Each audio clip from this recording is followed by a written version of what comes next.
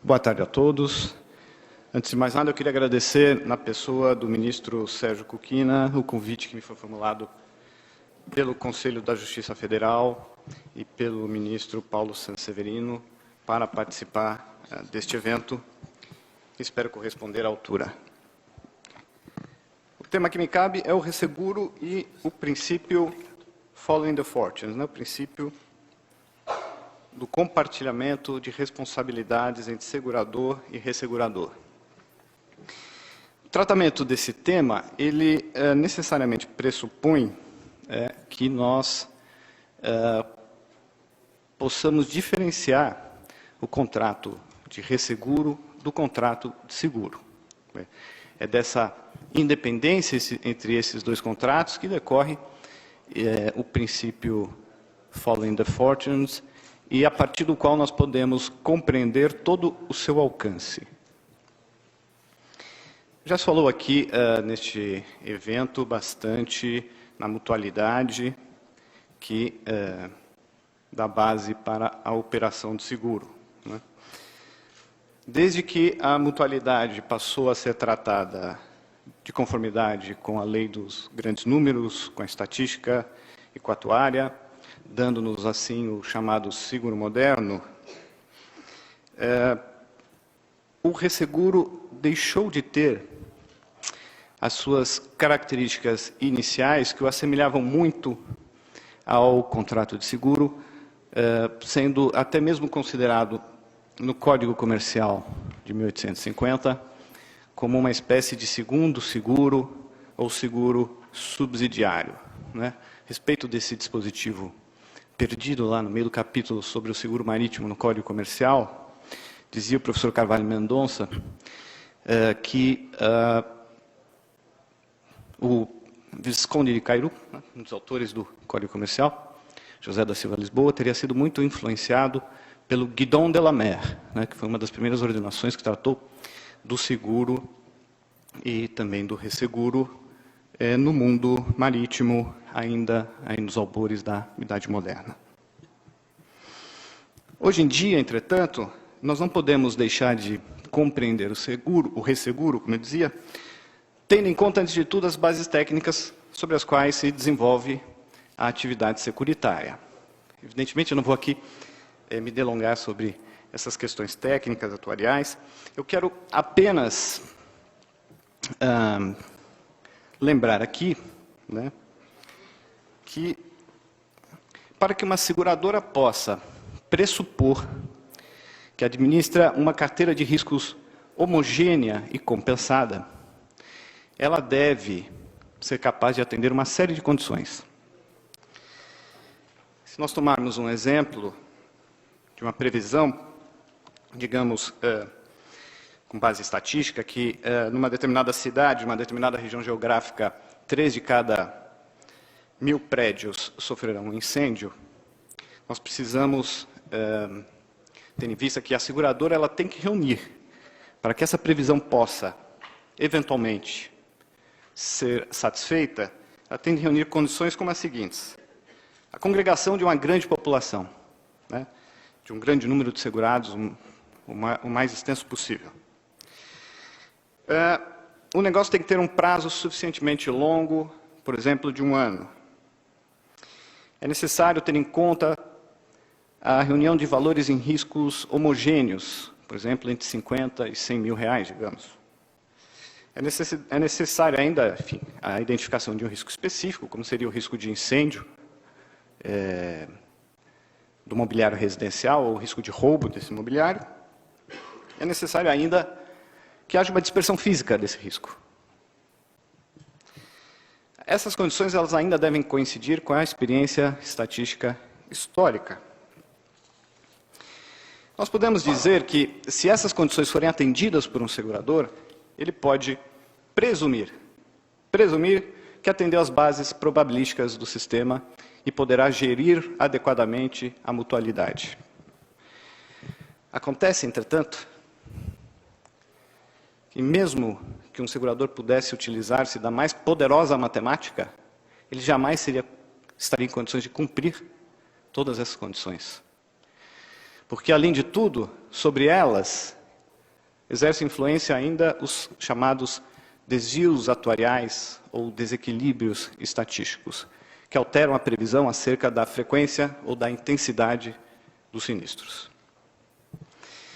A doutrina alemã, nomeadamente um autor chamado Christoph Pfeiffer, ele sintetizou esses fatores de desequilíbrios, esses desvios, falando em 4 riscos, ou melhor, fatores de riscos.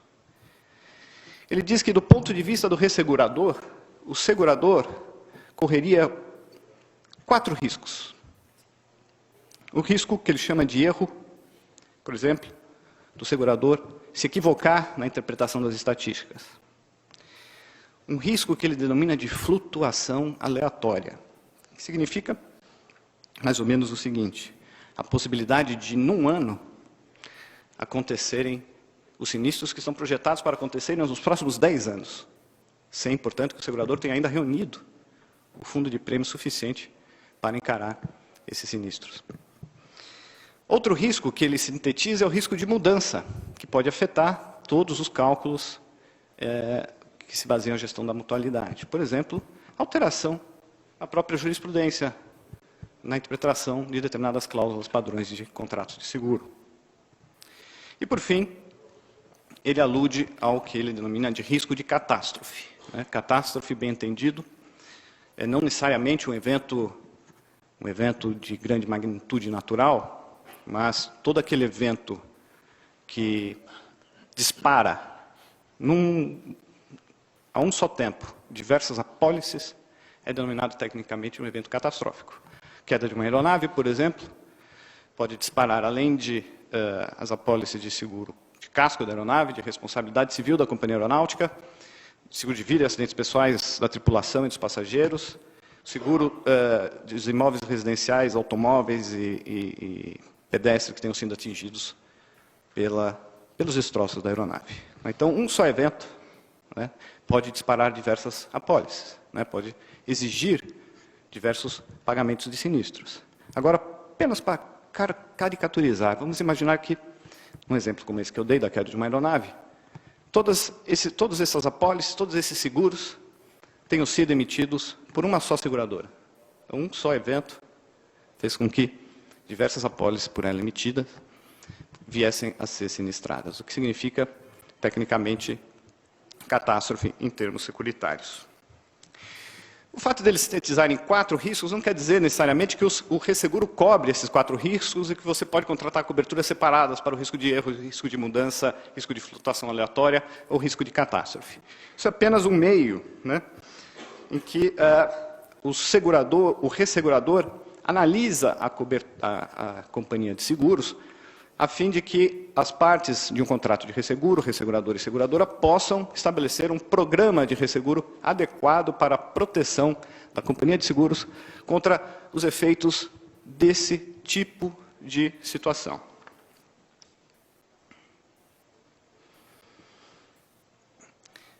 Essa sujeição da seguradora a esses, digamos assim, entre aspas, riscos a que se refere esse autor, é que impõe a ela que se contrate o resseguro.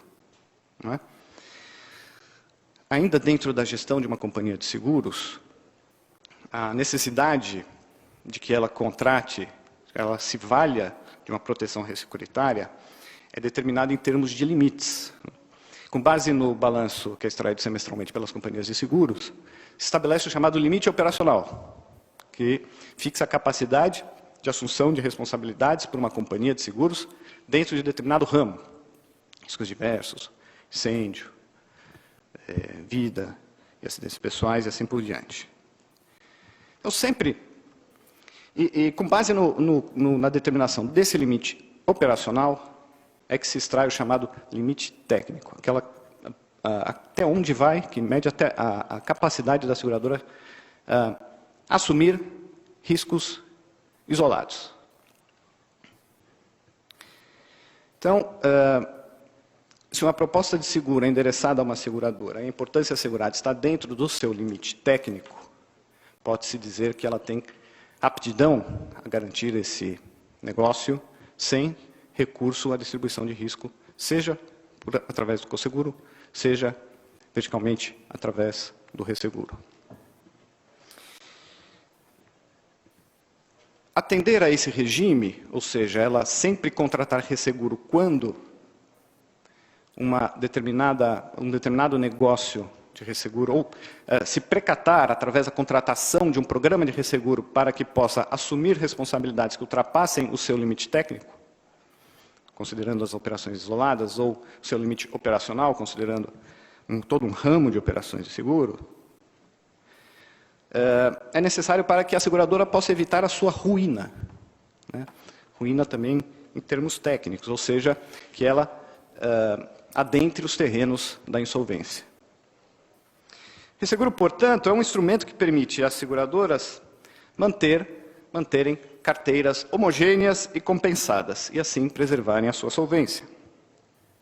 Para isso é que serve o resseguro. Ele tem por objeto garantir o interesse da seguradora de manter-se solvente e operando dentro das condições técnicas. Trata-se de um negócio, portanto, que é do interesse apenas do segurador. Nenhuma outra sociedade empresária compartilha interesses como esse.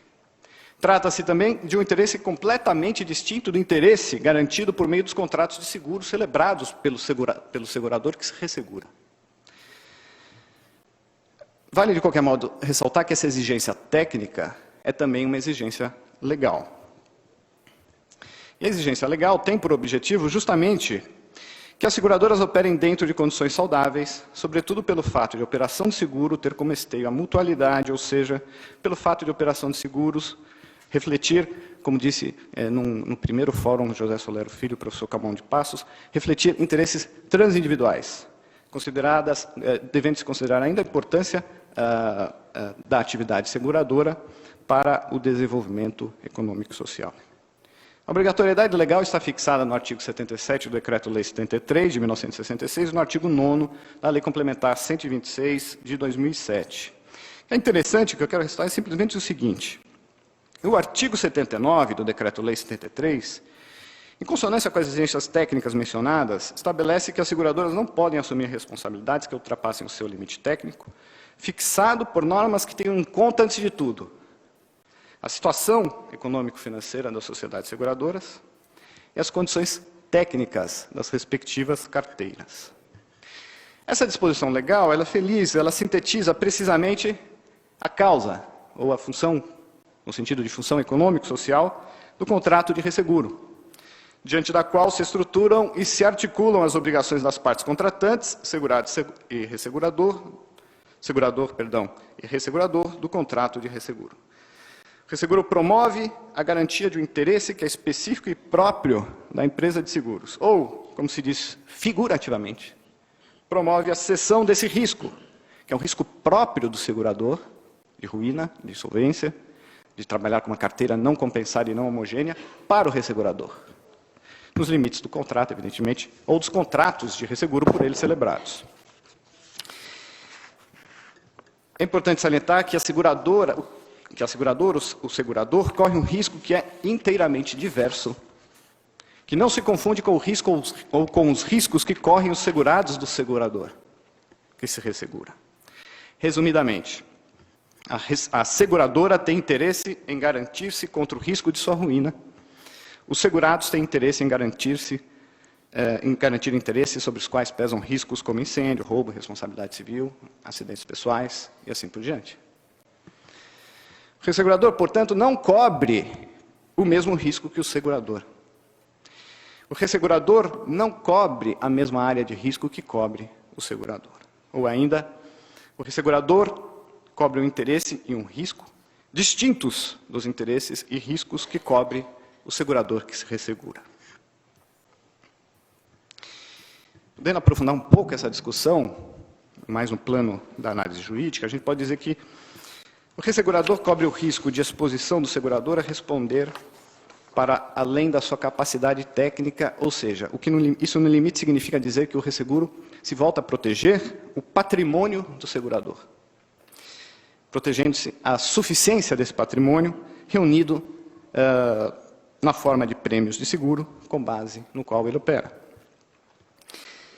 De um lado do interesse ressegurável tem-se a seguradora e de outro lado esse patrimônio. Por isso é que a doutrina, particularmente a doutrina de língua hispânica, diz que o resseguro cobre um risco de indébito patrimonial do ressegurador. Pode-se, todavia, ser mais preciso, como faz, pelo menos mais preciso no meu entender, como faz a doutrina italiana, que diz mais exatamente o seguinte, que o resseguro garante à seguradora, antes de tudo, uma posição patrimonial. A gente pode tomar um exemplo para entender melhor isso.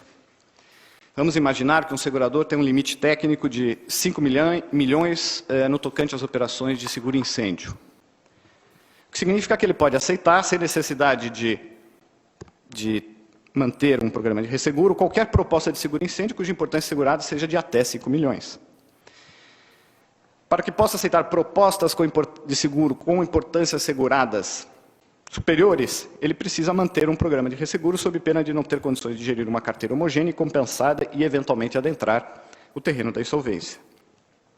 Mas vamos imaginar que, por uma decisão interna, pelo fato de ter traçado um determinado planejamento empresarial, para alocar sua atuação num outro segmento, num outro segmento do mercado de seguros, ampliando a sua fatia de mercado em outro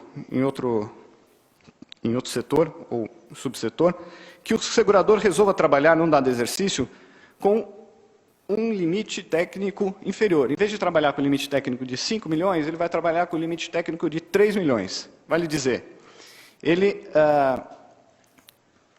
promoverá a cessão do seu interesse, do seu risco para o ressegurador, sempre que uma proposta de seguro supere 3 milhões, embora ele pudesse assumir até 5 milhões, isoladamente.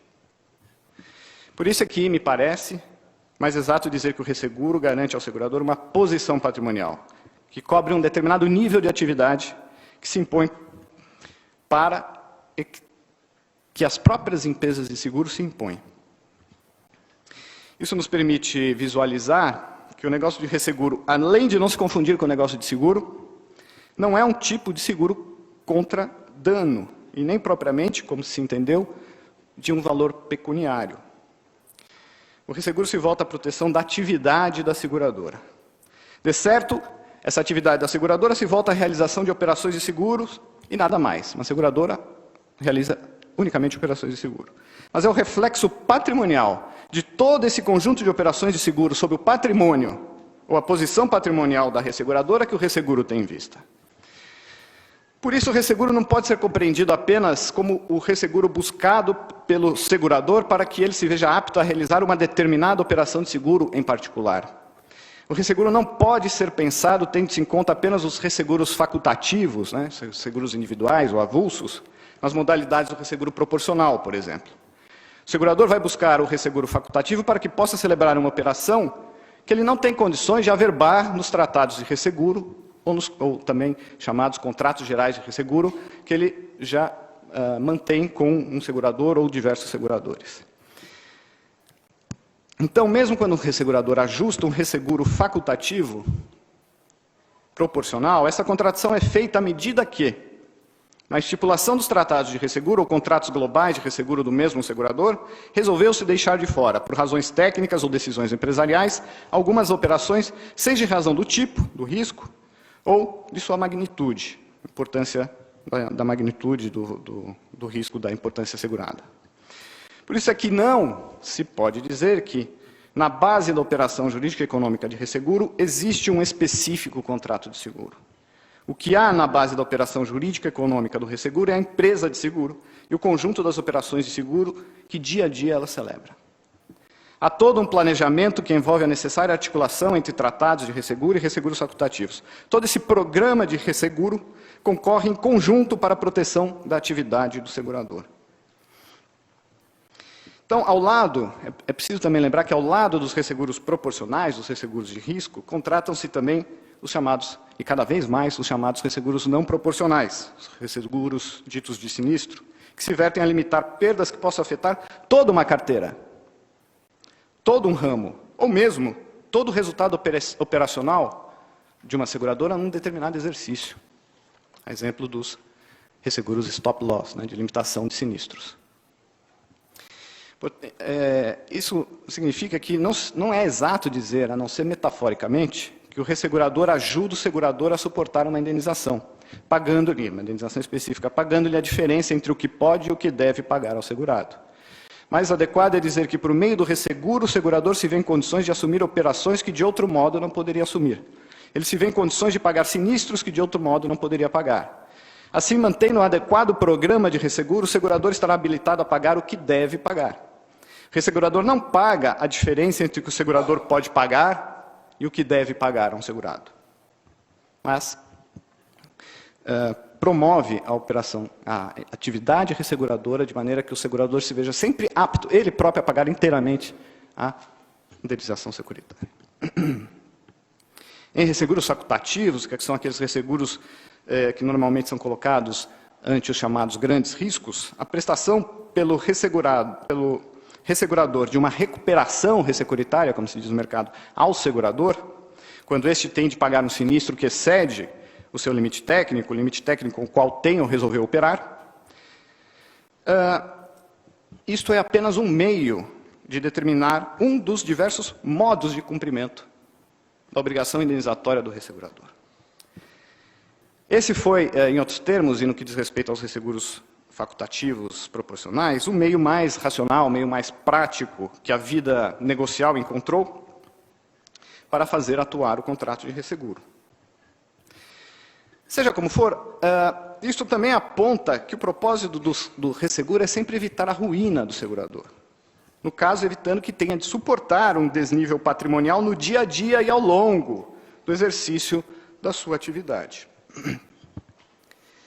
Some-se a isso que, ao lado dos resseguros proporcionais, como nós já mencionamos, nós temos que considerar os resseguros não proporcionais. Podem se estabelecer, como também já mencionamos, tanto limites máximos de assunção de responsabilidades por um segurador, tendo em vista uma operação isolada de seguro, quanto limites máximos de pagamentos de sinistros a serem feitos por ele diretamente no âmbito de toda uma carteira ou de todo um ramo da indústria securitária.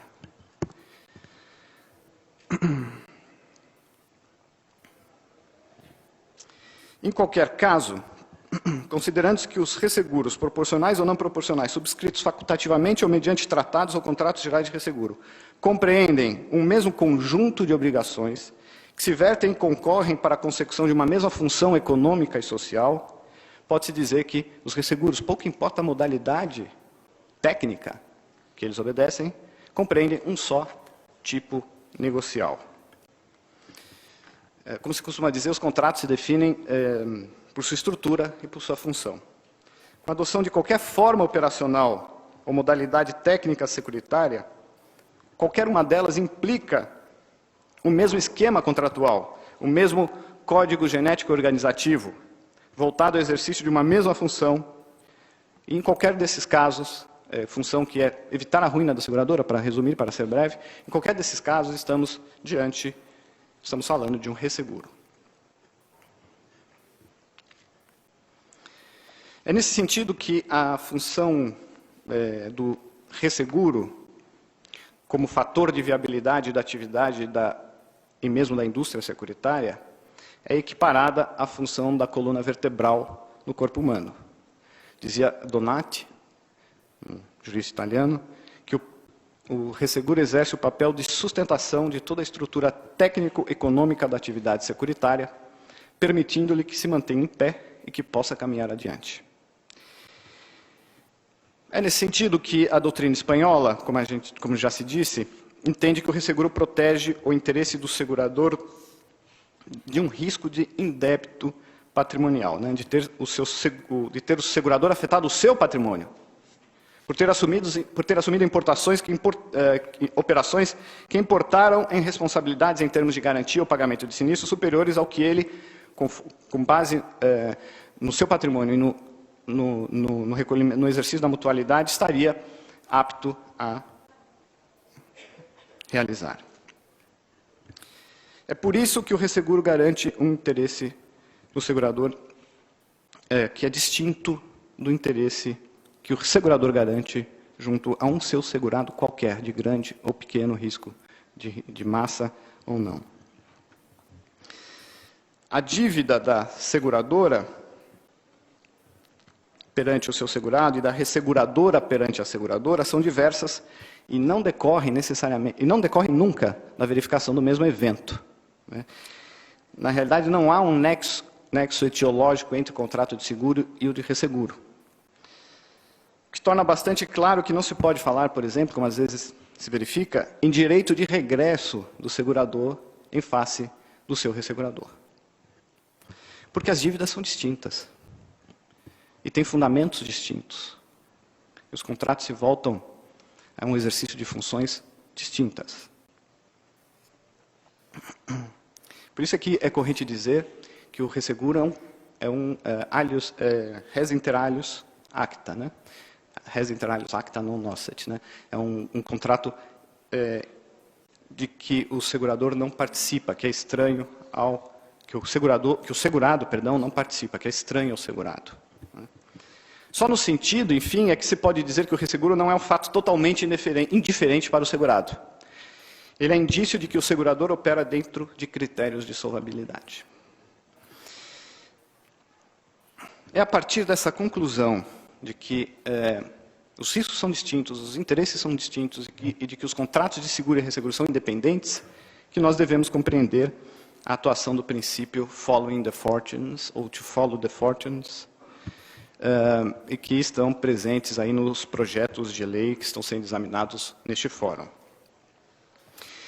Antes, porém, de entrar no texto dos projetos de lei, a gente não pode esquecer o disposto no artigo 14 da Lei Complementar, né, que é uma lei de controle, Lei Complementar 126 de 2007. O artigo 14 diz o seguinte, em breve, né? Os resseguradores, o caput, eu vou tirar o que não é necessário. Os resseguradores não responderão diretamente perante o segurado, ficando ascendentes que emitiram o contrato integralmente responsáveis por indenizá-los. O princípio following the fortunes é normalmente referido, fora do ambiente do idioma inglês, como o princípio segundo o qual o segurador segue a sorte, o ressegurador segue a sorte do segurador que ressegurou. Assim, o ressegurador deve prestigiar o segurador cumprindo o contrato de seguro frente a qualquer exigibilidade financeira, pagamento de sinistros, despesas, etc., com que o segurador ressegurado se defronta. Assim, nos resseguros proporcionais, o ressegurador participa proporcionalmente, conforme se tiver fixado no contrato de resseguro, do enfrentamento dessas exigibilidades, recuperando uma parte proporcional dos valores que o segurador se viu obrigado a pagar a um segurado ou conjunto de segurados. E nos resseguros não proporcionais, ele irá participar, para ser breve, recuperando, dentro de sua faixa de responsabilidade, um montante excedente a determinado limite ou prioridade, também chamado prioridade. Não cabe ao ressegurador, em princípio, discutir se o segurador devia assumir uma dada operação de seguros ou devia pagar um determinado seguro, um determinado sinistro. Segundo o princípio following the fortunes, né, de seguir a sorte, caracterizando-se normalmente, de maneira normal, a responsabilidade do segurador, nada terá o ressegurador que discutir, seja em termos de andebeatur, quanto em termos de quantum debeatur, no que tange a obrigação do segurador para com seus segurados. Por isso, me parece bastante apropriado dizer, como faz uma autora espanhola, Blanca Romero Matute, que, de conformidade com o princípio following the fortunes, o ressegurador segue a responsabilidade, em vez de a sorte, do segurador. Trata-se, aliás, de um princípio ressecuritário internacional, que, todavia, deve ser compreendido, como dizíamos, à luz da estrutura e função do negócio de resseguro. Mesmo nos países anglo-saxões, em que o princípio é normalmente objeto de cláusula contratual, empregando-se as mais diversas redações, entende-se que se trata de uma regra inerente ao negócio de resseguro. O que nessas jurisdições se busca, sobretudo em razão do regime próprio do direito anglo-saxão, da common law, e a despeito da existência de alguns diplomas legais em matéria de seguros naqueles países, é fixar e estabelecer o alcance dessa cláusula, mas jamais se nega a regra em si. O que se diz, portanto, é que, em decorrência do princípio following the fortunes, aliás, muitas vezes referidos como following the settlement, né? Embora haja alguns autores que façam algumas distinções, a recuperação ressecuritária, o pagamento que o ressegurador faz ao segurador, deve levar em conta todo o valor devido pelo segurador ressegurado, como decorrência da relação ou relações securitárias por ele estabelecidas, e não propriamente os valores a serem indenizados, nos estritos termos do contrato de seguro, ou dos contratos de seguro. O resseguro não é um segundo seguro, como já dissemos, não é um seguro subsidiário, que cobre o mesmo risco que o contrato de seguro. Ele garante os efeitos patrimoniais adversos de um risco que é próprio do segurador, vale reiterar. Então, deve-se sempre ter em conta a posição patrimonial do segurador, para se discutir o alcance do princípio following the fortunes. E para tratar desse alcance, nada mais apropriado do que buscar a Bíblia do Resseguro, que é o livro de um autor alemão chamado Klaus Gerhard Voll.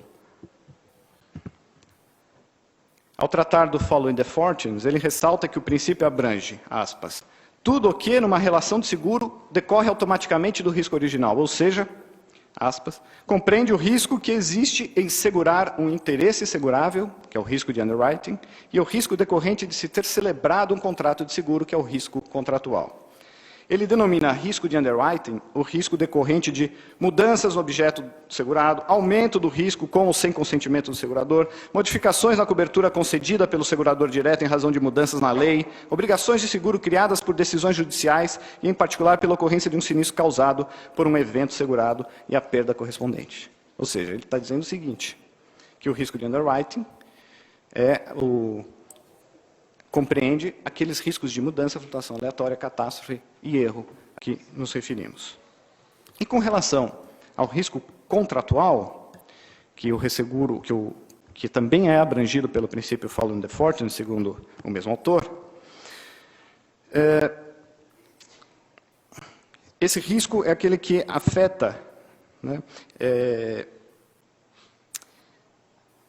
aquele risco que consiste no modo em que o segurado observa seus direitos e obrigações estabelecidos no contrato de seguro, tal como reclamar uma indenização indevida, quer por uma perda que não chegou a ocorrer, por exemplo, uma falsa alegação de furto, quer por uma perda que não se encontra garantida, por exemplo, um incêndio provocado pelo segurado, quer ainda por uma perda em importância inferior à reclamada, fraude na liquidação de sinistro. Todos esses tipos de reclamações levam a despesas por parte do segurador, a exigibilidades por parte do segurador, que também estão sob o alcance do contrato de resseguro e que, em princípio, a realização dessas despesas não pode ser discutida pelo ressegurador. O autor destaca, aliás, que o princípio Follow the Fortunes é aplicável a todas as modalidades de seguro e não apenas aos tratados de resseguro proporcionais. Ele é também válido para todos os tipos de tratados não proporcionais, inclusive em modalidades raras, como resseguro para eventos específicos e coberturas setoriais operadas quase exclusivamente no resseguro marítimo. O risco do segurador que o ressegurador garante, portanto, é o possível surgimento de um débito em seu patrimônio ou alteração de sua posição patrimonial, sem que se possa identificar esse débito ou essa alteração patrimonial, tendo-se em conta apenas o débito concernente único e exclusivamente ao cumprimento pelo segurador de suas obrigações contratuais securitárias estritamente fixadas no contrato ou contrato de seguro a que possa fazer referência o contrato de resseguro. Por isso é que já mencionava Pedro Alvim que, sendo o contrato de resseguro um contrato independente do de seguro, sendo res inter alios acta em relação ao segurado, na liquidação de um sinistro se processa somente entre as partes contratantes, segurado e segurador, e não deve haver qualquer interferência do ressegurador, pois este segue a sorte do segurador. Daí a vinculação necessária que temos de fazer entre a independência entre os dois contratos e o princípio Following the Fortunes. Esse princípio, que também é chamado de princípio da comunidade da alha, né, ou também partage do sort, ou compartilhamento do destino, abrange, portanto, necessariamente também o dever do ressegurador, de acompanhar o segurador com relação às decisões que o segurador tomar. Né? Ou seja, abrange também a chamada following the actions, né? ou partage des actions, ou compartilhamento das ações. O ressegurador deve acompanhar o segurador sem privá-lo mesmo de uma recuperação que seja consequente de falhas técnicas ou inadvertências no cumprimento das previsões do contrato de seguro. Ou seja, ainda que o segurador ressegurado tenha cometido erros em suas contas, nos bordereaux ou em sua administração geral. E por lógica decorrência, o ressegurador deve seguir a sorte do segurado, tanto no que respeita às perdas, como também aos gastos conexos a um sinistro. Como dizem dois autores argentinos, Domingos Saavedra e Héctor Peruche. Não se pode esquecer, em síntese, que tudo isso é decorrência, essa ampla abrangência do princípio Following the Fortunes é decorrência da independência entre os contratos de seguro, independência essa que se extrai da própria investigação da natureza técnica do contrato de resseguro, como por força de disposição de determinação legal, o referido artigo 14 da Lei Complementar 126. Em outros termos, em razão dessa independência, a gestão das operações de seguro, incluindo todas as fases perpassadas pelo vínculo obrigacional securitário, é própria do segurador, além de não poderem ser repassadas ao ressegurador, sob pena de desnaturalizar-se o contrato e se admitir que o ressegurador está atuando como se segurador fosse, para o que ele, antes de mais nada, necessitaria de autorização estatal. As regulamentações mundo afora, em geral, estabelecem a impossibilidade de um ressegurador atuar também como segurador. Podem haver exceções, podem haver mitigações, mas, em regra, há uma verdadeira Chinese wall entre o exercício de uma atividade, a securitária, e outra, a ressecuritária. Então, pode-se dizer, em síntese, que o ressegurador está obrigado em todas as ações, com alcance finalístico do negócio jurídico de resseguro, a seguir a sorte técnico-jurídica do ressegurado, só o eximindo de suas responsabilidades patrimoniais a comprovada ação dolosa do segurador ressegurado. Essa vinculação ao ressegurador perdura ainda que não lhe sejam comunicadas alterações no seguro principal ou modificações do risco, desde que essa omissão não caracterize má-fé do ressegurado. Então, a gente volta aqui a um tema, que é o tema da boa-fé, que foi aqui já bastante enfatizado ao longo deste fórum. Eu aproveito para fazer um rápido parêntese e dizer que o resseguro, embora seja um contrato socialmente típico, ele é um contrato legalmente atípico, e que não se pode qualificar o resseguro como um contrato de seguro, como uma espécie de contrato de seguro. O que há é uma analogia que se pode fazer entre esses dois tipos contratuais. E se quisermos um argumento dogmático a esse respeito, basta notarmos que a disciplina do prêmio, que está no Código Civil, não se aplica ao contrato de resseguro, é totalmente avessa à movimentação operacional própria do contrato de resseguro, que trabalha com contas trimestrais, trimestrais ou de outra periodicidade, de sinistros e prêmios, para ver quando um pagamento deve ser feito do ressegurador para o segurado e quando do ressegurador para o segurador e quando do segurador para o ressegurador.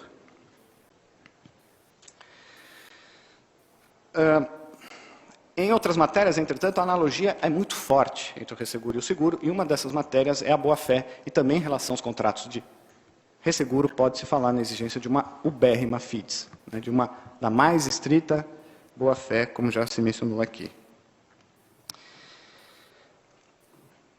Daí que a omissão na comunicação de qualquer modificação que aconteceu com relação ao risco original, desde que seja de boa-fé, não acarreta a nulidade do resseguro, nem exime o ressegurador de suas obrigações. São, enfim, eximentes apenas a má-fé ou o dolo do segurador ressegurado.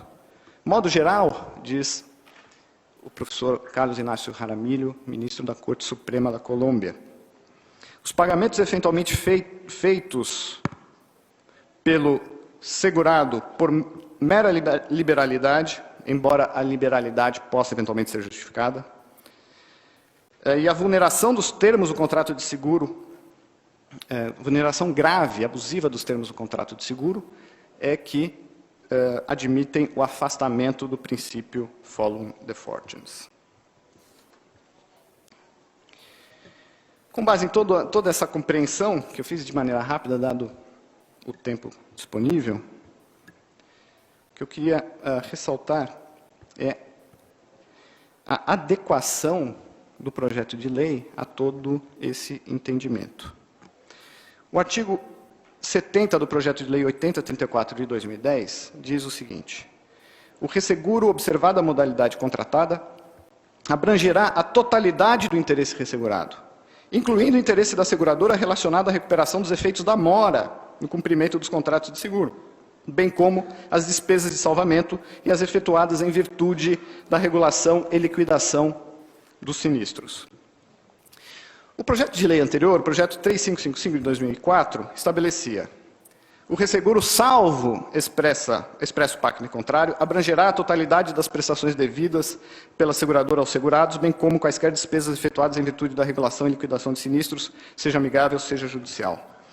Havia anteriormente, portanto, uma ressalva, salvo expresso pacto em contrário, que todavia já não podia ser interpretada como autorizando o ressegurador a eximir-se de acompanhar o segurador quando bem acordassem, pois, no contrário, estaria o ressegurador deixando de atuar como ressegurador e passando a exercer uma outra atividade empresarial, distinta do resseguro. Aquele artigo 73 do projeto de lei 3555 devia ser compreendido à luz do que já dispunha o seu parágrafo único. O parágrafo único dispunha que presume-se responsável a resseguradora pela recuperação dos efeitos da mora da seguradora, salvo no caso de dolo.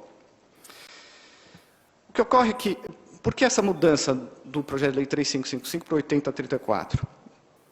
Acredito que isso decorra do fato de, àquela altura, a jurisprudência dizer que a mora do segurador, na regulação de sinistros e no pagamento dos sinistros, teria uma natureza extracontratual.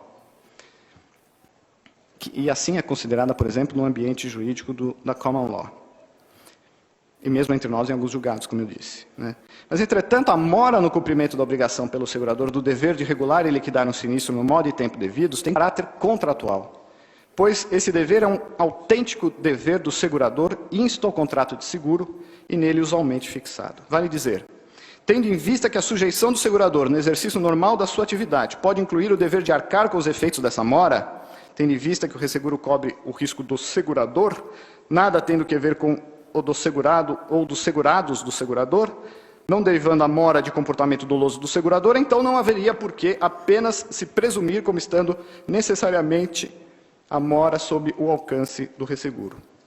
Daí, acredito eu, a alteração que foi feita no âmbito do projeto de lei 8034, cuja redação eu repito, artigo 70.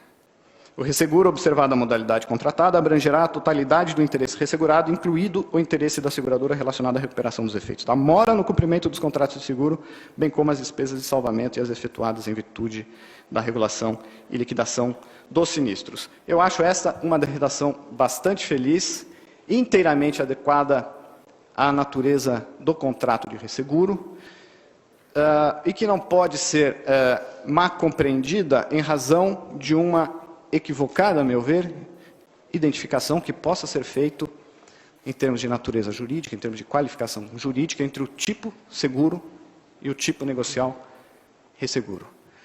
Eram essas, senhor presidente da mesa, as colaborações que eu pretendia trazer aqui à discussão.